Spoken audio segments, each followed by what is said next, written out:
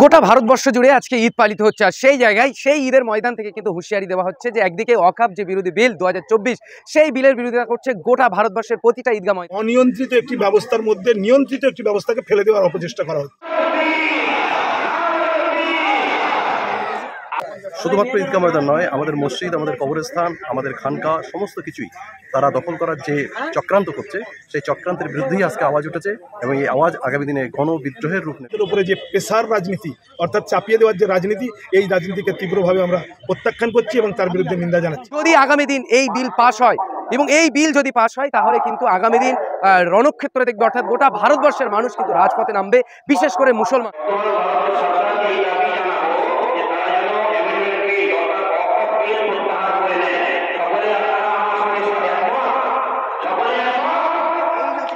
যেটা ভারতবর্ষের জন্য নয়, আন্তর্জাতিক বাজারে ভারতবর্ষের মান সম্মান নষ্ট হবে এবং তার জন্য সম্পূর্ণ দাঁড়িয়ে থাকবে চক্রান্তকারী ভারতবর্ষের বর্তমান কেন্দ্রের বিজেপি সরকার। সঙ্গে সঙ্গে আমরা সমস্ত মুসলিম কমিউনিটি ভাইদের কাছে ঐক্যবদ্ধভাবে এই ওয়াকফ অ্যামেন্ডমেন্ট বিলকে প্রতিহত করার জন্য কাঁধে কাঁধ মিলিয়ে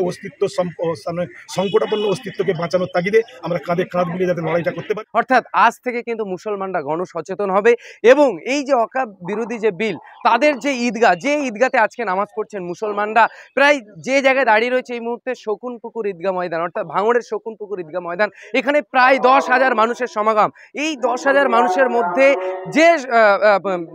যে সচেতন সেখানে করা হয়েছে, সেটা কিন্তু বড় একটা বিষয় যে মুসলমানরা এখান থেকে সচেতন হচ্ছে এবং যে ওয়াকফ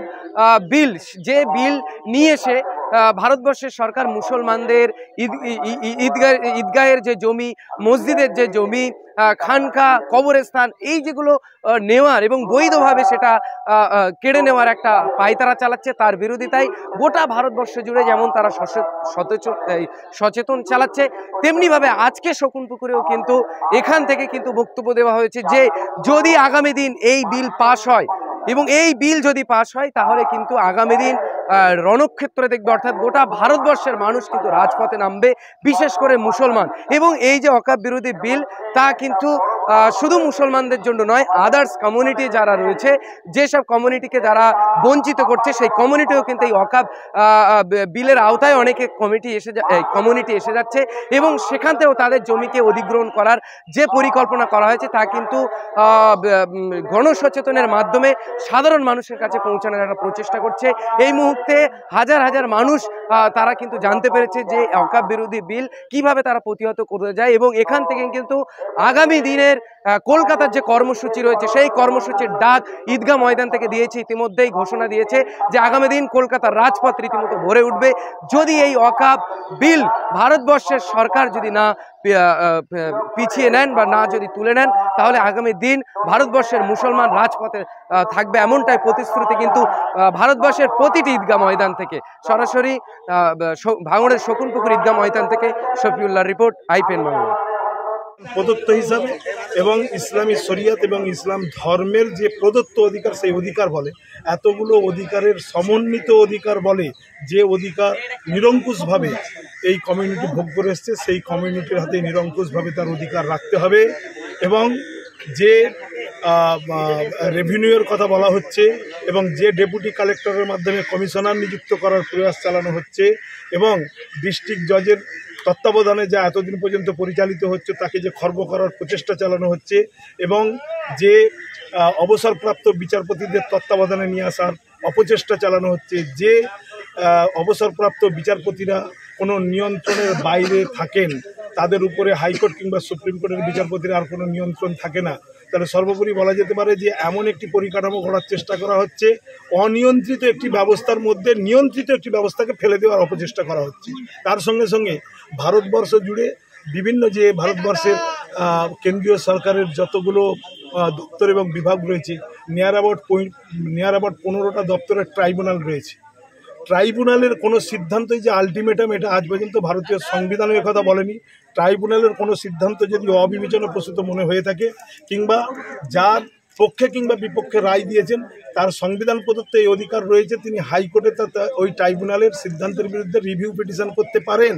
অতএব আমাদের ভারতবর্ষের গৃহমন্ত্রী যে তথ্য দিচ্ছেন সম্পূর্ণভাবে তা মিথ্যা, যে ট্রাইব্যুনালের সিদ্ধান্তই চূড়ান্ত, তার বিরুদ্ধে কোনো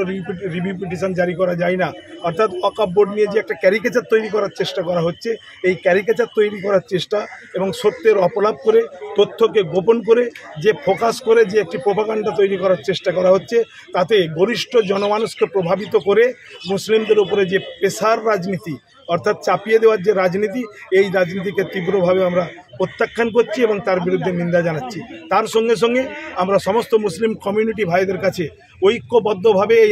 এই ওয়াকফ অ্যামেন্ডমেন্ট বিলকে প্রতিহত করার জন্য কাঁধে কাঁধ মিলিয়ে সংকটাপন্ন অস্তিত্বকে বাঁচানোর তাগিদে আমরা কাঁধে কাঁধ মিলিয়ে যাতে লড়াইটা করতে পারি এবং কেন্দ্রীয় সরকারের কাছে আমরা আমাদের 20% সিটিজেন অফ ইন্ডিয়া হয়েও যে আমরা আমাদের অধিকারের জায়গাতে অনড়, এই অবস্থানটাকে আমরা পরিষ্কারভাবে আজকে আমরা দেখলাম যে কি বার্তা থাকছে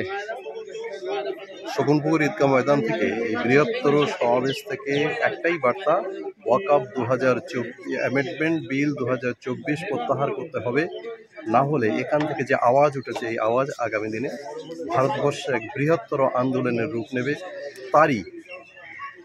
উদাহরণ আজকে এখানে সমবেত কণ্ঠে সকলে হাত তুলে তারা যে সাক্ষ্য দিয়েছে, সেই সাক্ষ্য বহন করছে। মূলত আমরা জানি যে ওয়াকফ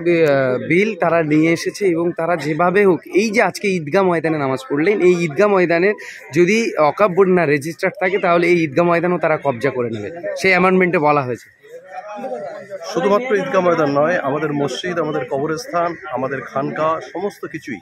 তারা দখল করার যে চক্রান্ত করছে, সেই চক্রান্তের বিরুদ্ধেই আজকে আওয়াজ উঠেছে এবং এই আওয়াজ আগামী দিনে গণবিদ্রোহের রূপ নেবে, যেটা ভারতবর্ষের জন্য নয়, আন্তর্জাতিক বাজারে ভারতবর্ষের মান সম্মান নষ্ট হবে এবং তার জন্য সম্পূর্ণ দাঁড়িয়ে থাকবে চক্রান্তকারী ভারতবর্ষের বর্তমান কেন্দ্রের বিজেপি সরকার। তাই তাদেরকে আমরা এই বার্তা দিতে চাই, অবিলম্বে ওয়াকফ অ্যামেন্ডমেন্ট বিল 2024 প্রত্যাহার করা হোক। এটাই আজকে শকুনপুকুর ঈদগাহ ময়দানের মূল দাবি।